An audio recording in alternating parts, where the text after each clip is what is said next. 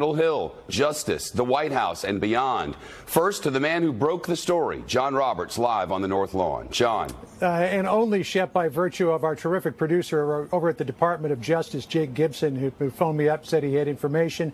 We got it confirmed from sources here at the White House. So we do know that the president this morning asked for the resignation of Jeff Sessions. This was before he went into that sometimes crazy press conference that was scheduled for 11:30 this morning. He knew that there was going to be a resignation letter that was coming over from Jeff Sessions at the Department of Justice at any moment.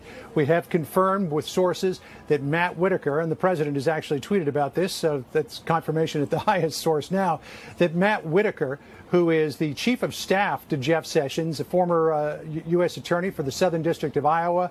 He ran in the Republican primaries in 2014 for the Senate in Iowa, will now become the acting attorney general.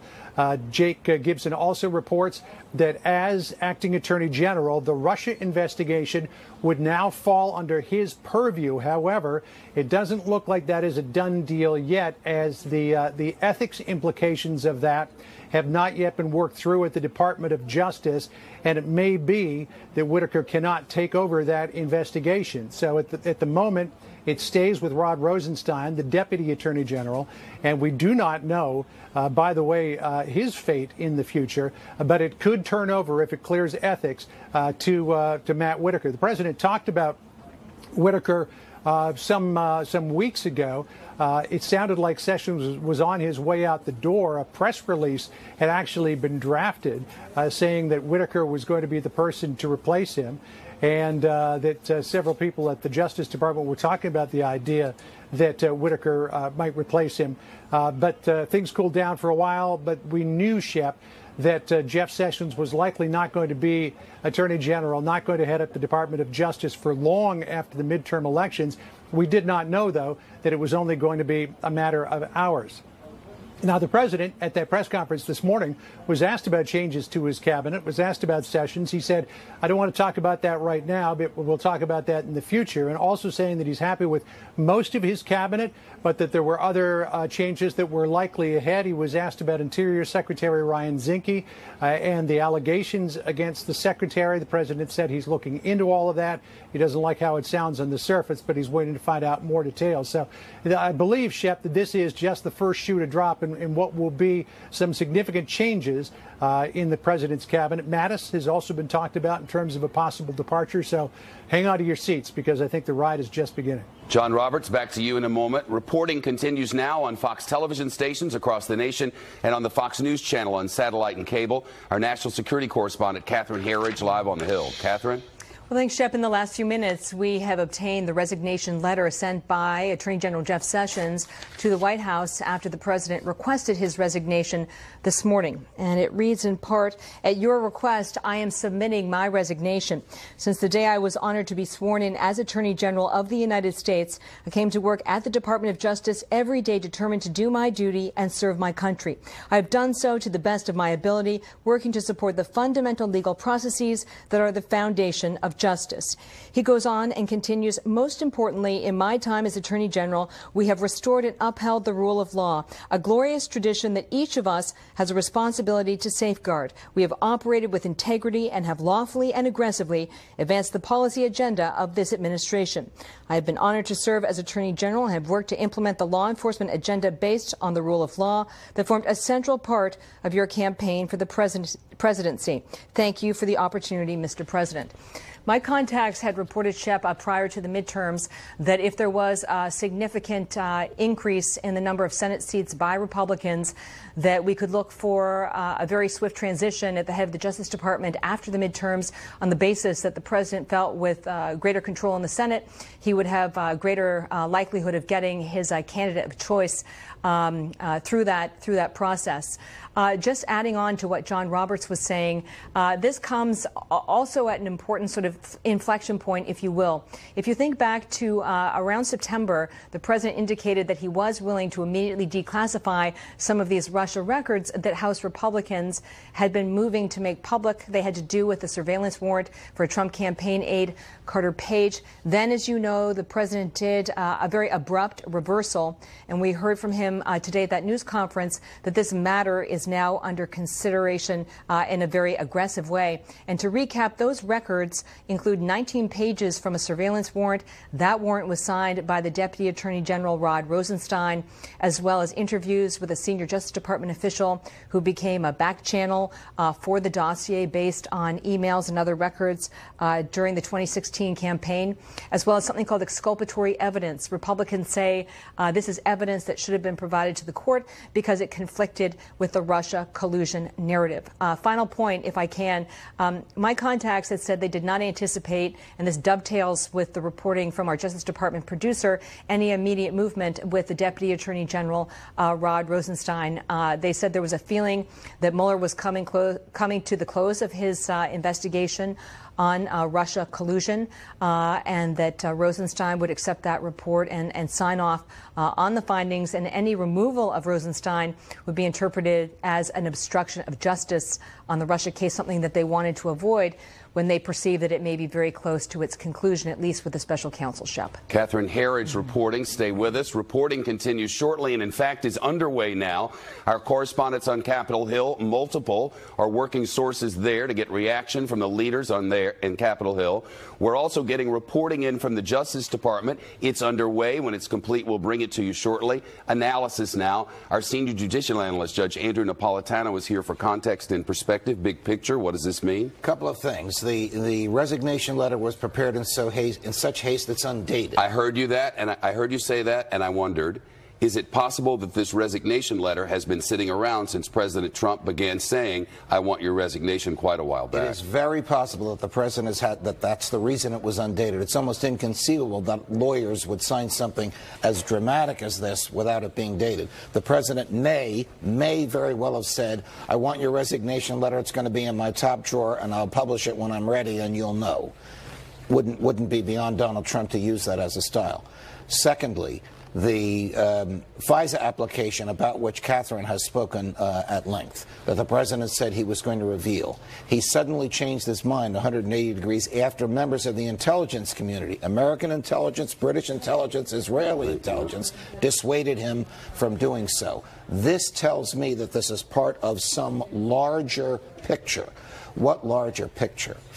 If this is perceived as a series of events fomented by President Trump in order to interfere with the Mueller investigation by putting another person in charge of it who may take it over, a person more friendly to Donald Trump than Bob Mueller is perceived as being.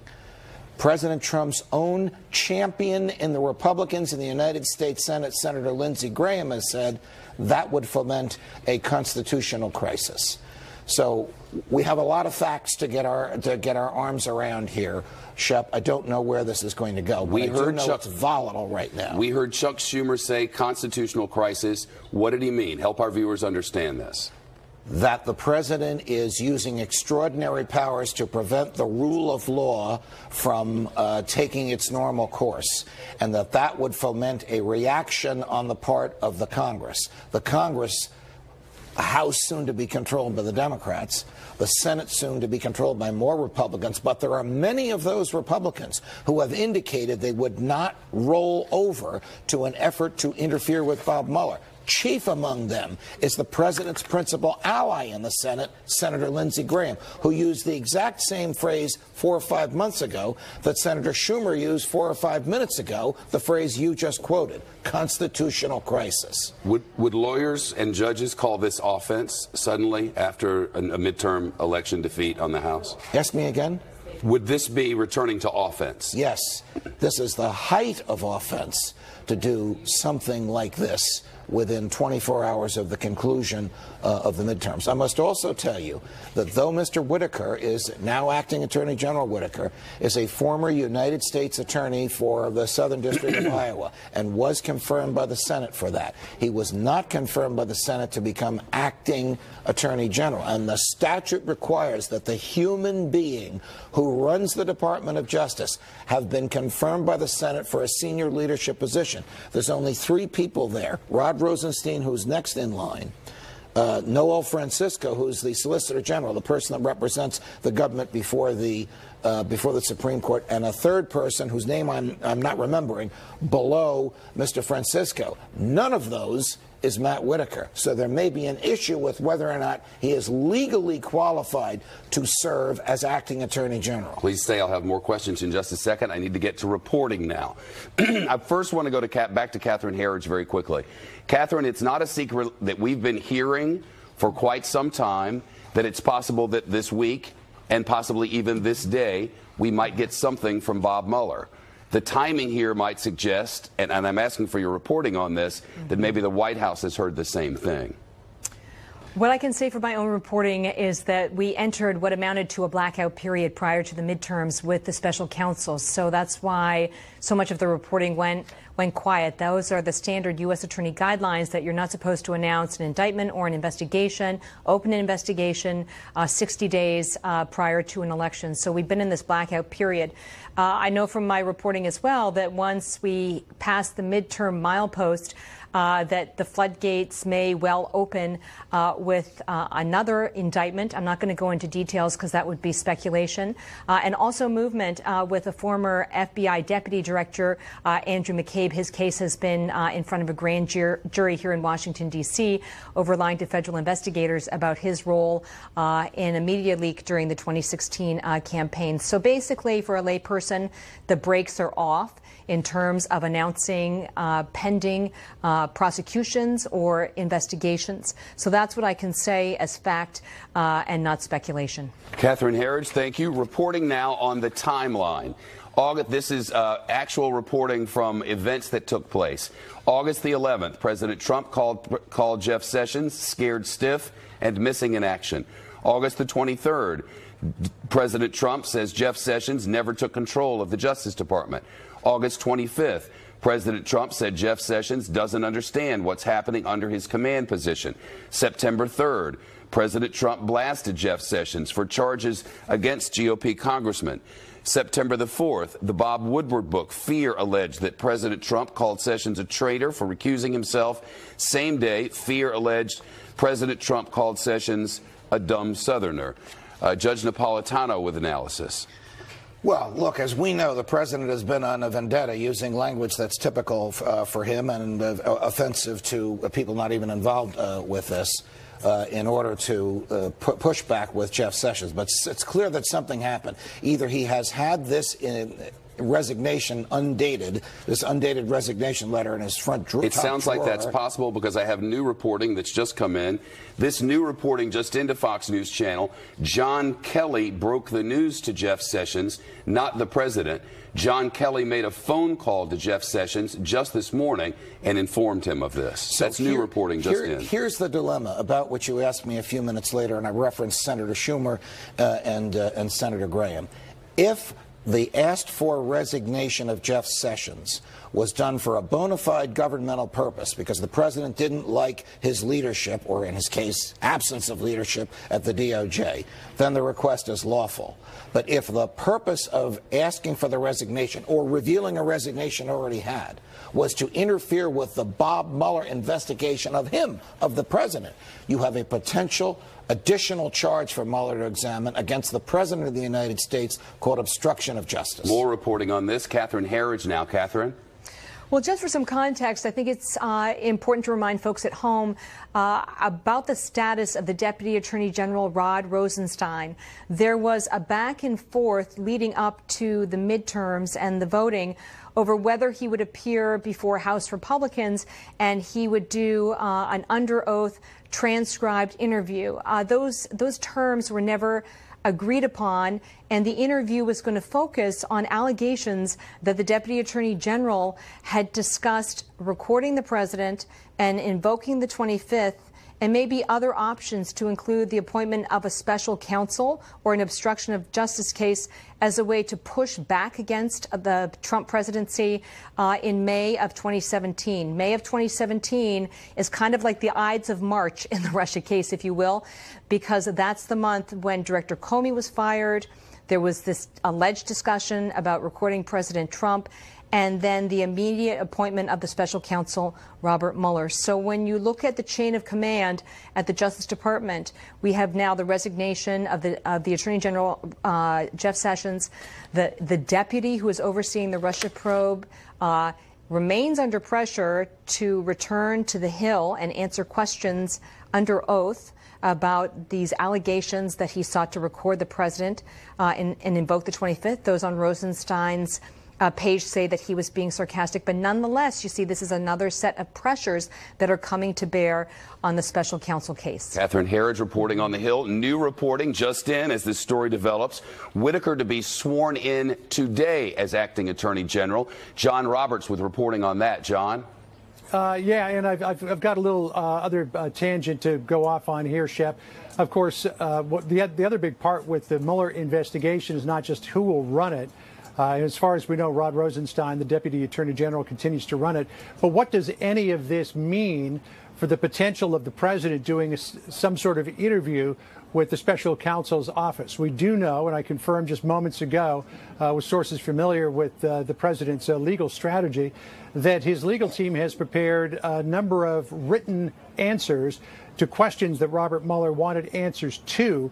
However, no decision has yet been made as to whether or not to submit those answers to Mueller, and that this idea of getting rid of Sessions and moving Whitaker in or leaving it with Rosenstein, however that may play out, doesn't change anything at the moment, at least. But things are getting close. I'm told that the president's legal team has advised him to wait until after he gets back from the Paris trip, which he is going to be leaving on at the end of the week to mark the commemoration of the 100th anniversary of the end of the Great War, along with Emmanuel Macron, to wait until he gets back from that trip next week before the president makes any decision as to whether or not he will take those written answers that they already have and then submit them to Robert Mueller. So everything for the moment is status quo. The president's position on having an interview with Robert Mueller or submitting these written answers, because they really have ruled out the idea of a sit-down interview.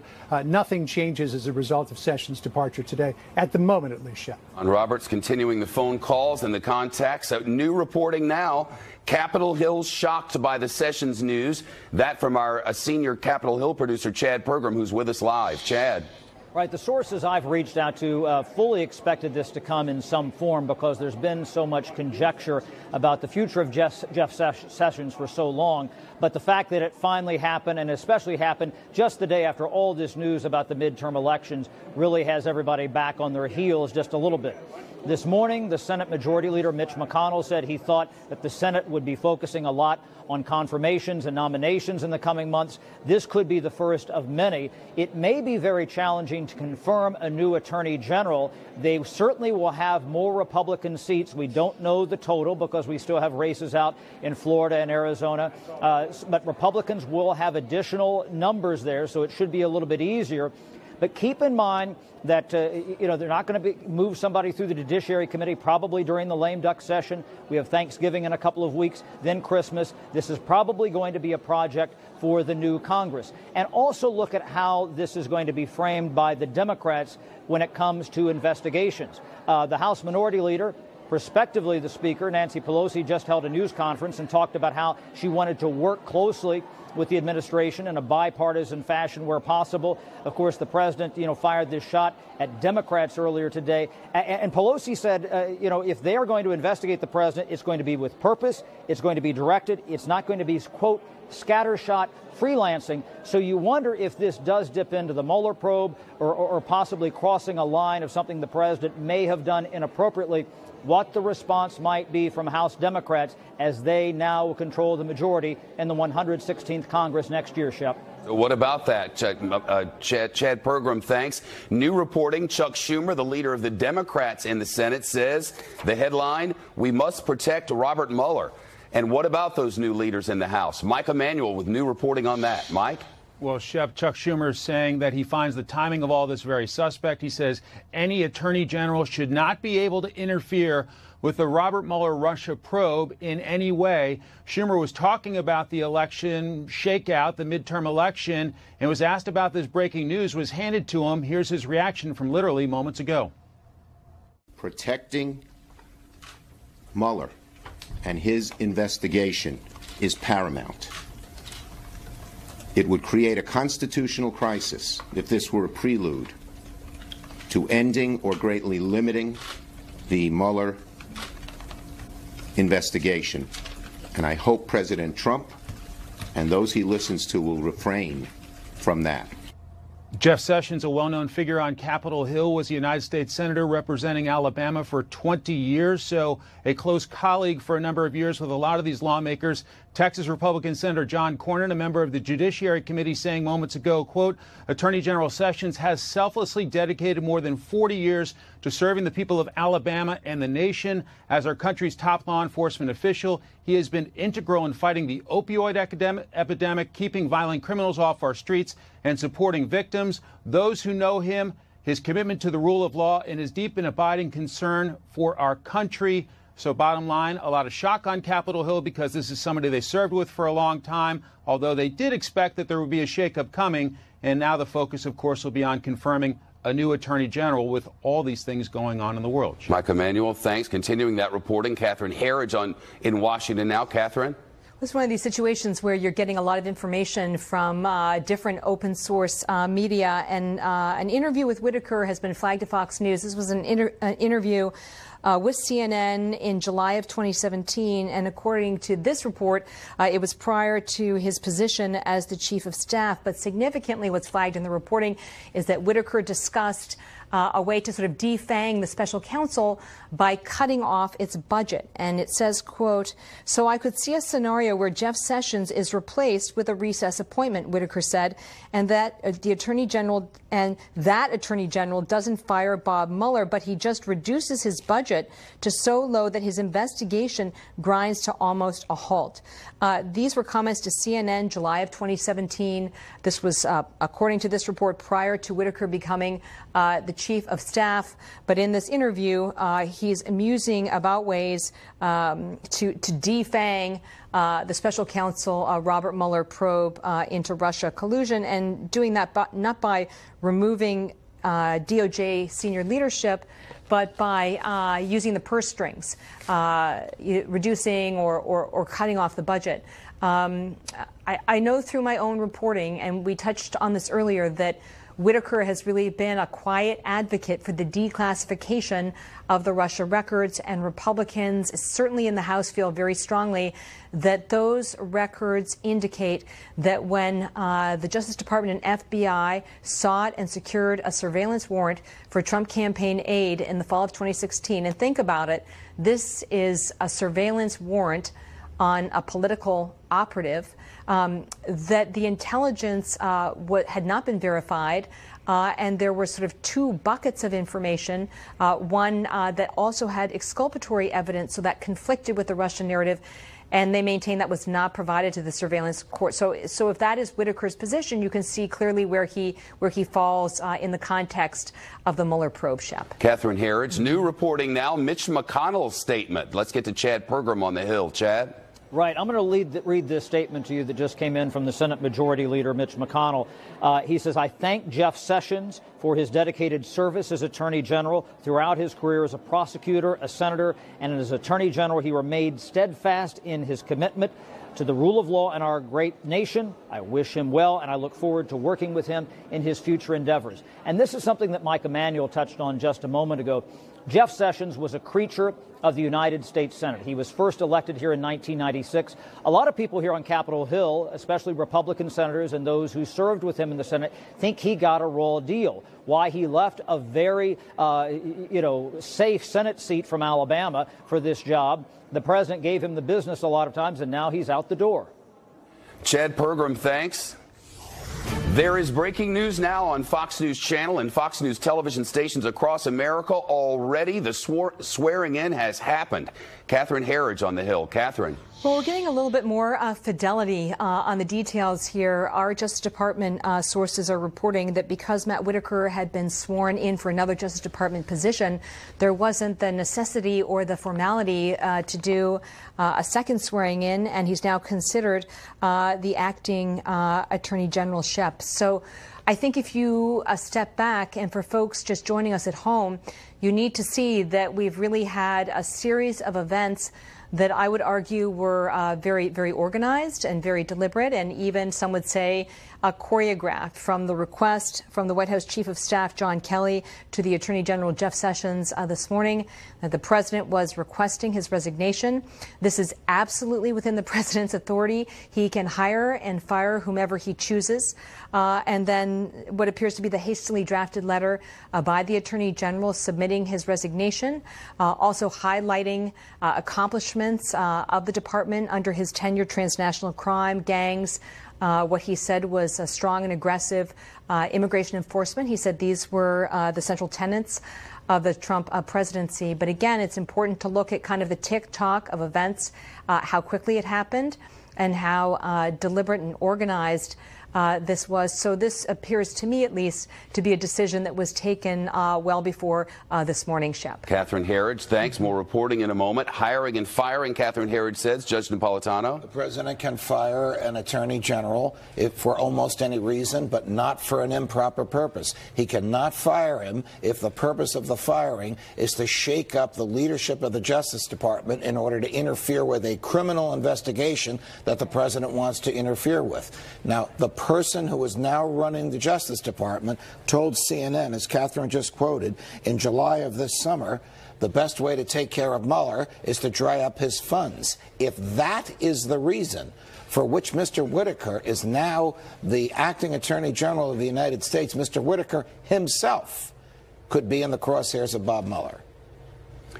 Bigger picture, is protecting Bob Mueller something that the Democrats can get done right away? Or is this avalanche coming down the mountain so quickly and by design, possibly? I don't know that it can be done right away without any Republican support. Our colleague Chris Starwalt argues that there are numerous Republicans in the Senate who will not roll over and accept this. Jeff Flake is still in the Senate. Senator Sass is there. Lindsey Graham himself, the president's champion now on the floor of the Senate, said an effort to interfere with Bob Mueller would provoke a constitutional crisis. So I don't know how it goes politically, but legally, I agree with Catherine Herridge. It is beginning to appear as if this was an orchestrated effort to shake up the Justice Department with such ferocity that the shaking up reaches Bob Mueller. New reporting now just in from the Attorney General Eric Holder, a former, quoting now, anyone who attempts to interfere with or obstruct the Mueller inquiry must be held accountable. This is a red line. We are a nation of laws and norms, not subject to the self-interested actions of one man. Chad Pergram with more reporting on this. Chad? Well, I've talked to some Republican sources here who've told me for a long time that they did not think that President Trump would try to fire the Deputy Attorney General Rod Rosenstein. But the question is getting rid of Jeff Sessions sort of a stand-in for that? That's the problem. And also, I want to read to you, we just got a tweet here from Jerry Nadler. He's going to be the top Democrat, the chairman, prospectively, on the House Judiciary Committee when Democrats take the reins in the new Congress here. We've been hearing a lot of rattling in just the past, 20 hours or so about what Democrats might do when it comes to investigations. And Nadler says, quote, Americans must have answers immediately as to the reasoning behind the president removing Jeff Sessions. Why is the president making this change? And who has authority over the special counsel investigation? We will be holding people accountable. So here we are just hours after it's clear that Democrats will control the House of Representatives. You already have Democrats, with cause in this case, ramping up their heat on President Trump over this firing of Attorney General Jeff Sessions. Shep. Chad Pergram, as our reporting continues, excuse me, Judge Napolitano, your thoughts? I'll say it again, if the firing of Jeff Sessions was... How do you prove one way or another? You infer from the words that people use, from the timing they engaged in, and from the behavior that surrounds it. But if the firing was done because the president was disenchanted with his leadership, it is licit. Who decides that? Whoever challenges this, and it could very well be challenged in the political forum, which would mean Republicans and Democrats in the United States Senate. But if the firing was done in order to put somebody in charge of the DOJ who is adverse to the existence of the Mueller investigation and wants to dry it up by shrinking its budget, that would be an improper purpose as articulated in the tweet you just quoted from former Attorney General Eric Holder. And that itself could be considered obstruction of justice and should be investigated. The timing on the heels of the loss of the investigative arm of the House. Again, it's going to depend. When did Jeff Sessions sign that now mysteriously undated letter? Did he sign it back in August when the president began his rampage against him? And has it been sitting in the president's desk or John Kelly's desk that long? Or did he sign it this morning and they just forgot to put a date on it? It would depend upon the machinations and the preparation that occurred in order to bring about the abrupt and pronounced change in leadership of the DOJ that happened in the past 2 hours. Politico reiterates, and this just in, acting Attorney General Matt Whitaker, excuse me, will take over supervising Robert Mueller's Russia investigation from Rod Rosenstein, the embattled Deputy Attorney General. That's what's getting out into the ether now. This is being done by a person who said, let's dry him up by shrinking his budget. Beginning to look more and more to me, Shep, nefarious. News just in and brand new reporting. Chuck Schumer of New York, the leader, is now saying that Whitaker should recuse himself. I'm going to guess that the reason Chuck Schumer said that is because of the statement that Mr. Whitaker made to CNN, which Catherine quoted and about which you and I have been talking in the past couple of minutes. If he is of the view that Bob Mueller's investigation ought not to exist, he cannot interfere with it, even if he is the acting attorney general. He cannot interfere with it because the legal machinery has begun to roll, and it can't be stopped at this point without there being the appearance of some improper purpose for stopping it. Judge Napolitano, thanks to Brett Baer, now host of Special Report and chief political anchor out of Washington. Brett, your thoughts? Well, this is a big moment. You heard the president being asked about it. He kind of deferred, saying that there may be changes on the way. But no one's surprised that Sessions is one of the first. I think what they're surprised at is what you're talking about, that the acting attorney general is Matt Whitaker, the chief of staff, and that if true, he's overseeing the Mueller probe. I don't know that we have that definitively. I know it's out there and about in different forms, but that is the significant moment. And you already have Jerry Nadler on the Democratic side, who will take a chairmanship, saying that they need answers right now as to the choice of Matt Whitaker and what is happening with Deputy Attorney General Rosenstein, and where is his role here? I think as this unfolds, Shep, we're going to get more information from the Justice Department, but the Whitaker appointment is really what's roiling Capitol Hill right now. New reporting right now, Senator Schumer's statement is out. Chad Pergram has that on the Hill. Chad. Right. Well, that's that issue about that recusal question and just how far is Chuck Schumer willing to push. You know, here's another issue. One of the reasons why Republicans lost control of the House of Representatives, certainly there were questions about votes on tax reform, health care, and also it just being a bad map for Republicans because of the retirements, but also because in certain quarters, these districts which were carried by Hillary Clinton, they didn't view their Republican member as pushing back sufficiently against President Trump and his administration and being a check here on Capitol Hill against his administration. It's these sort of perceived abuses is what roiled Republican voters, swing voters, women voters in these suburban districts, and one of the reasons that the House flipped. This is something that Democrats said, we're going to be a check, we're going to work on this, and here they're going to have this opportunity right out of the block. But that issue of the recusal is going to loom large. We just don't know enough right now in the early going. And don't forget, as I said a few minutes ago on the air, Shep, that a lot of these Republican senators and Democratic senators, for that matter, who served with Jeff Sessions felt that he got a raw deal. And they are going to work to protect Jeff Sessions. They're also going to work to protect Bob Mueller. Remember, there's some bipartisan pieces of legislation out there which the Senate Majority Leader Mitch McConnell has refused to call up. Tom Tillis has a bill from North Carolina. Cory Booker, Democratic senator from New Jersey, has a bill. Those pieces of legislation haven't come up. But one wonders if that conversation might start to get a little more ripe here, even in the lame duck session in the next couple of weeks, as an effort to protect Robert Mueller as they investigate deeper what happened with Jeff Sessions and how this may pertain to Rod Rosenstein and the Russia probe. Chad, thanks. New reporting, the Schumer statement as follows. Given his previous comments advocating defunding and imposing limitations on the Mueller investigation, Mr. Whitaker should recuse himself from its oversight for the duration of his time as acting Attorney General. More new reporting. I've just been informed that the Deputy Attorney General, Rod Rosenstein, is on his way to the White House. We are informed that he's on his way to the White House for a previously scheduled meeting. Brett Baer for context from Washington. Brett, the timing last night, he lost the House of Representatives, the investigative arm in the House. This morning, he holds what could be described as nothing less than, at least, an extraordinary news conference from the East Room of the White House, no less. Then moments later, these shoes begin to fall. Yes, and we don't know exactly, Shep, how that all came out, how long, to the judge's point, that letter has kind of been ready to deploy.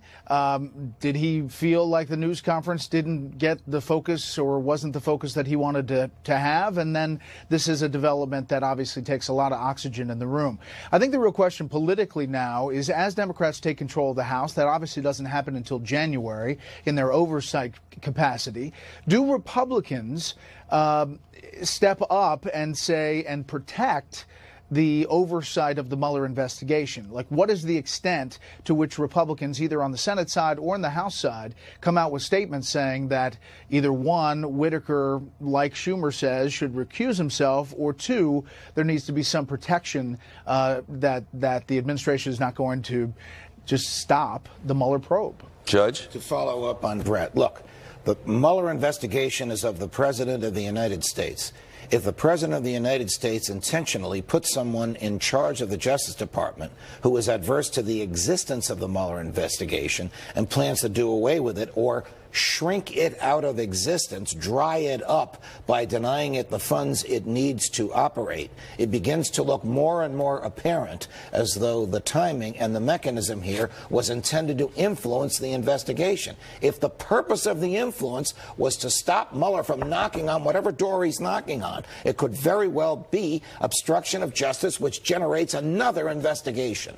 Are we expecting, Brett, something else to happen today, tomorrow, sometime this week, or very soon as it relates to the Mueller investigation?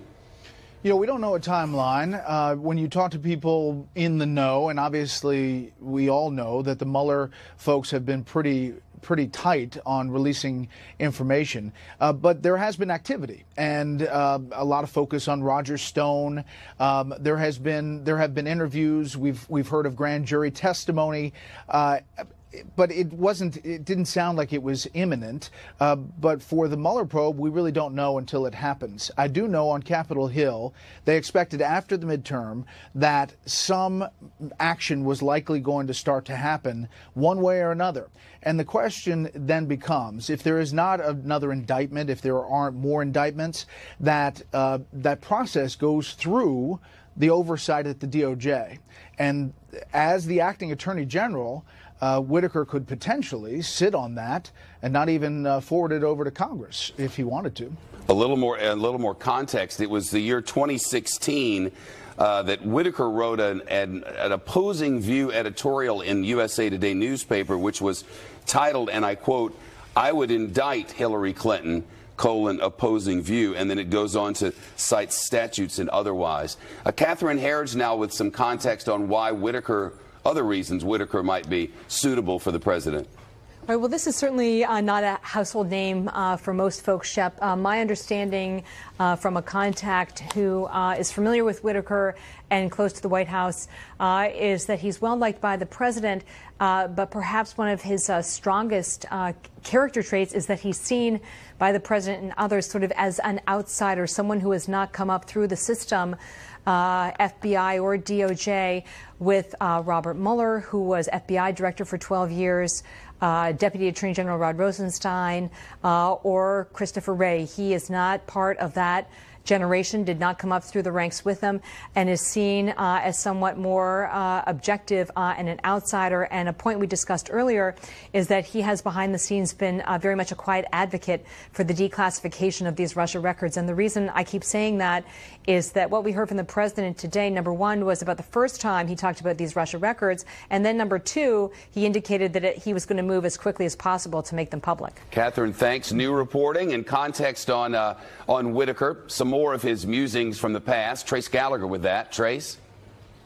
And kind of piggybacking on what Catherine Herridge was talking about and you and the judge were talking about, Shep, there were reports going back to September saying that White House Chief of Staff John Kelly called Matthew Whitaker, Jeff Sessions' Chief of Staff, saying that if Sessions left, Whitaker would step up as acting Attorney General. Remember, that's when Rod Rosenstein's tenure was in limbo because of the report that he wore a wire around President Trump. So keep that in mind. We know that Whitaker played football at Iowa, University of Iowa. He was a treasurer. He ran for treasurer but lost. In 2014, he also ran unsuccessfully for the Republican nomination for an Iowa U.S. Senate seat. And as for the conversation you're having now with the judge, it's interesting that before he joined Jeff Sessions at the State Department, Whitaker was very critical of Democrats involved with Ukrainian sources during the election. In fact, he wrote an op-ed for The Hill demanding more scrutiny of a meeting between Democratic officials and Ukrainian officials. He also played down the now infamous Trump Tower meeting involving Donald Trump Jr. and a Kremlin lawyer who promised to have dirt on Hillary Clinton. And as for what you were just talking about, Shep, the op-ed was written in USA Today in 2016. It was an opposing op-ed to James Comey, then FBI director, saying that he would, in fact, or the recent FBI director saying that he would not indict Hillary Clinton. And Whitaker wrote the opposing, and it said, partly quoting here, a reasonable prosecutor may ask if on numerous occasions an unknown State Department employee had taken top secret information from a secured system, emailed that information on a Gmail account, and stored the information on a personal server for years, would that individual be prosecuted? And he concluded saying, I believe they would. That's the op-ed, 2016 USA Today. Shep. Trace Gallagher with the context. Thanks. New reporting now. Mark Warner, the United States Senator, Democrat of Virginia, the Vice Chairman of the Senate Select Committee on Intelligence, quoting, "No one is above the law, and any effort to interfere with the special counsel's investigation would be a gross abuse of power by the president. While the president may have the authority to replace the attorney general, this must not be the first step in an attempt to impede, obstruct, or end the Mueller investigation." Senators from both parties have repeatedly affirmed their support for the special counsel Robert Mueller's investigation. Every one of them should speak out now and deliver a clear message to the president that the special counsel's investigation must continue without interference. Brett Baer in Washington. Brett? Yeah, on background from DOJ officials, the acting attorney general is in charge of all matters under the purview of the Department of Justice, meaning acting attorney general Matt Whitaker will oversee the Russia probe by special counsel Mueller. I think we shouldn't go to the conclusion just because of what he has written in the past that definitively he's about bringing it down, but it's important to put in context. The fact that the Deputy Attorney General Rod Rosenstein is making his way to the White House for a meeting is also interesting. They say it was pre-scheduled, but on a day like this, you wonder about that. He recently, remember, there were rumors that he was going to be fired, and then the president kind of cozied up to him and had a couple of meetings and said, you know, Rod's a good guy. Obviously, still had many questions about his oversight after Jeff Sessions recused himself. The acting attorney general never recused himself. So now, as acting attorney general, he oversees the Mueller probe. And the president has said publicly, Shep, that he is allowed, he said, the Mueller probe to go forward and wants to play it out. But he has also said he could end it at any time. New statement in, Brett, from Richard Blumenthal, the Democrat of Connecticut, quoting now, "This is a break-the-glass moment. Replacing the Attorney General with a non-Senate-confirmed political staffer is highly irregular and unacceptable. Protecting the special counsel investigation is more urgent than ever. He goes on, my Republican colleagues must rise to the challenge and show political backbone by demanding that Mr. Whitaker recuse himself from oversight of the special counsel's investigation. New paragraph.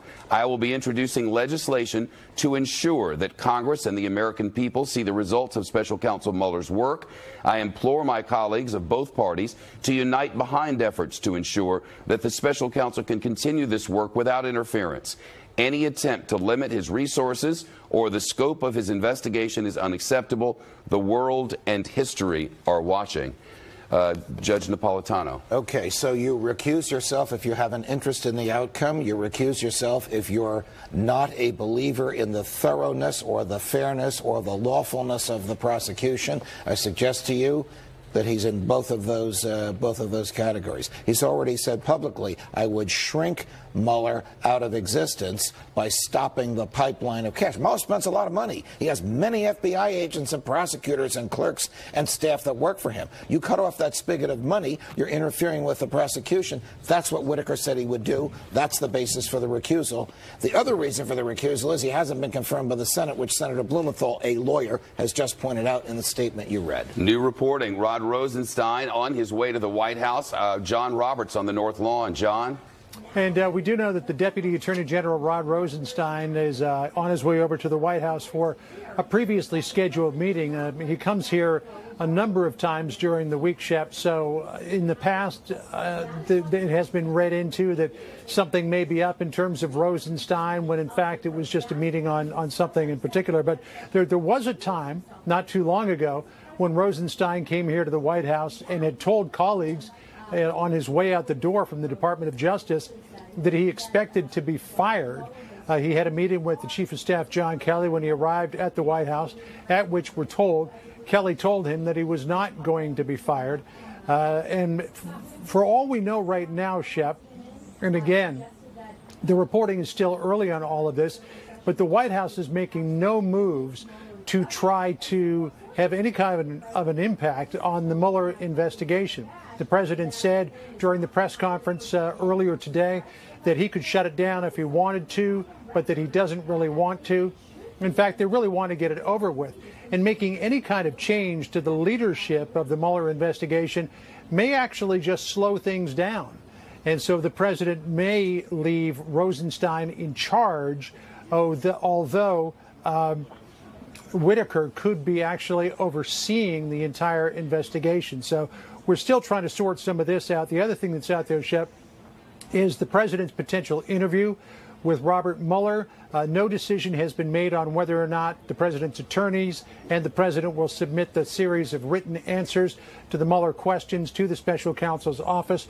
We likely won't have a decision on that until after the president gets back from the World War I commemoration in Paris this weekend. John Roberts reporting at the White House. A live look now at the Department of Justice. We're waiting for the Attorney General, Jeff Sessions, the now departing Attorney General, Jeff Sessions, to depart for the day, leaving the Department of Justice. The speed of events is noteworthy. That extraordinary news conference from the East Room, where the president clearly made the turn from fighting with the Democrats, which he had been doing. Now they're taking over the House of Representatives, shift the focus now to the media, even for the president, a testy news conference, and the likes of which the East Room has never hosted, never in history. Since then, the immediate forced resignation of the Attorney General, the immediate announcement of a replacement, an interim replacement, the almost immediate swearing in of that replacement, now the departure here, the arrival of Attorney General Rod Rosenstein, to John Bussey now, associate editor at the Wall Street Journal. The Journal and the Fox News Channel share common parentage. This is like a roller coaster. It's moving. And we're about to see what happens to the Mueller investigation by seeing what happens to Rod Rosenstein. So part of this is animus between the president and Sessions. This has been a dead man walking, a dead cabinet member walking now for over a year. The president has not wanted him in that job since he recused himself. But from the public standpoint, the issue here is not kind of the play-by-play of the relationship between these two men. It's what happens to the Mueller investigation. This has been about as much of a foretold story as there can be out there for anybody in Washington. We knew that this was eventually coming, probably after the midterms. So what has Mueller been doing to prepare for this? Does he have indictments already underway? Does he have a report already prepared to submit? Are there additional ways in which he can kind of project his findings regardless of who is running the Department of Justice? We'll see over the next couple of days. They're going to have to confirm a new attorney general. That's going to take time. That gives Mueller even a sort of a broader spectrum within which to act if he needs to precipitously. Since the last hour, it is not lost on anyone that for 2 months the Rod Rosenstein investigation, the Bob Mueller investigation, I should say, has been quiet, because there is sort of a standing principle that you don't talk about such things in the middle of national elections. That it has been quiet does not mean it has not been active. In fact, we're led to believe that it's been anything but inactive. And along the way, Bob Mueller wanting to move this along as much as anyone else. And I must tell you candidly, because this is true for every journalist who covers this stuff, we've all been told over and over again to expect something this week. We've been led to believe, though I don't know how, led to believe that we could get something, and could is the operative word, as early as today. It's not like the White House wouldn't hear this, and you wonder if the two trains are coming down the track ready for a collision course, the likes of which we haven't seen in recent modern history. The decisions that the person running the Department of Justice has to make, whether it's the Attorney General, the Acting Attorney General, the Deputy Attorney General, are so delicate, so touch so profoundly the system of justice in the United States, that the statute exists to prevent a political hack from having that position, and requires the scrutiny of the Senate Judiciary Committee, the ethics people, and the vote of the Senate before a person can have that job. I do not believe Mr. Whitaker has been through that procedure.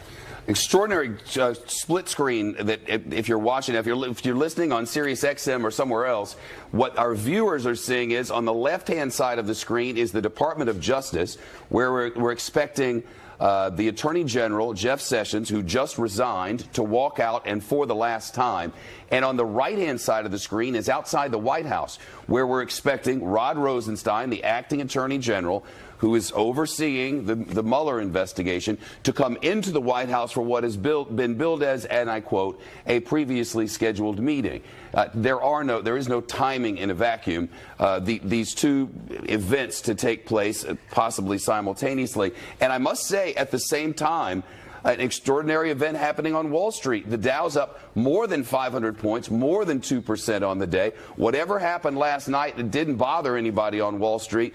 That's clear. I just wonder what the next steps are going to be, and how leaders on Capitol Hill, John Bussey, are going to react, because there is a clear effort to get ahead of things here. Lindsey Graham, who was very much against doing anything that got in the way of the Mueller investigation, has already said, hey, I'm looking forward to the process by which we will find a new Attorney General. That's not saying he's going to rush the issue. It's very interesting. The president has made an argument that this investigation has dragged on too long. Something needs to be done. Somebody needs to kind of call it to an end. It's a hoax in the president's mind.